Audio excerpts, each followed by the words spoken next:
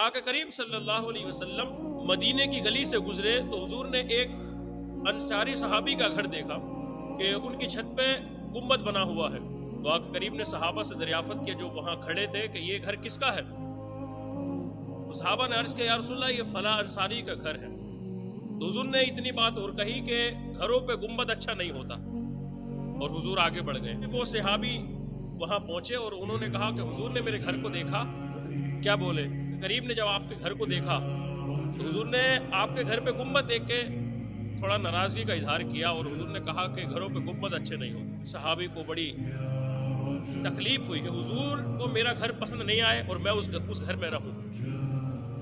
उन्होंने अपने पूरे घर को गिराने का हुक्म दे दिया। तो सहाबा ने किया हुजूर को गुम्बद पसंद नहीं आया, आप गुम्बद गिरा दे। कहा नहीं, हुजूर की निगाहें जिस घर में पड़ी हों और हुजूर की निगाहें भी नाराजगी वाली हों, मैं उस घर को पसंद ही नहीं करता। और दर हकीकत ईमान ही यही है कि हुजूर की चाहत को अपनी चाहत बना लेना, हुजूर की पसंद को अपनी पसंद बनाना, ये ईमान है।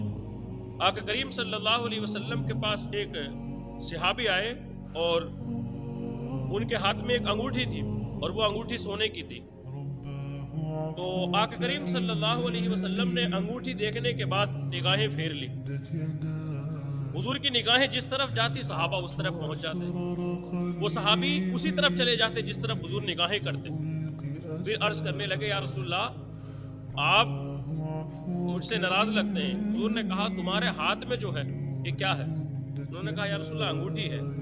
कहा किस चीज की है? कहा ये सोने की अंगूठी है। तो कहा ये सोने की अंगूठी नहीं है बल्कि तुमने अपने हाथ में जहन्नम का अंगारा पहन रखा।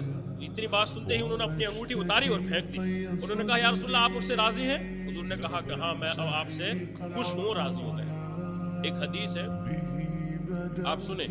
तो आका करीम सल्लल्लाहु अलैहि वसल्लम के जिस्म से खून निकलवाया हुजूर ने, पचना लगवाया और खून निकलवाया और एक कटोरे में लिया।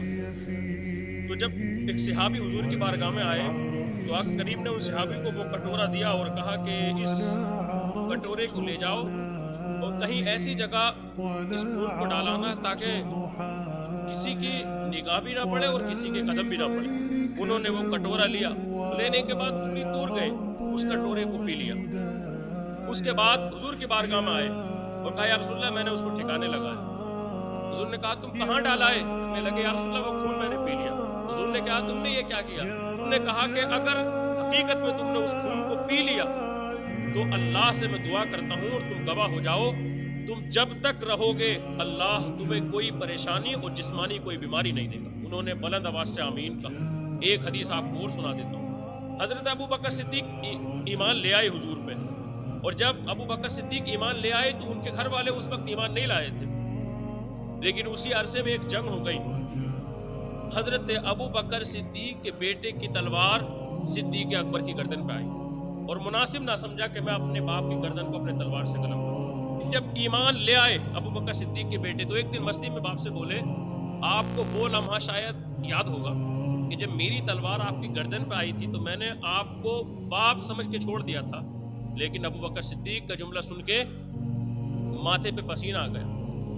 अबू बकर सिद्दीक ने कहा यह बात सच है कि तूने अपनी तलवार बाप समझ के खींच ली, लेकिन खुदा की कसम और महबूब की मोहब्बत में अगर मेरी तलवार तेरी गर्दन पे आती तो मैं हुजूर की मोहब्बत में इतना चूर और डूबा हुआ था, मैं बेटा नहीं देखता, गर्दन कलम करता।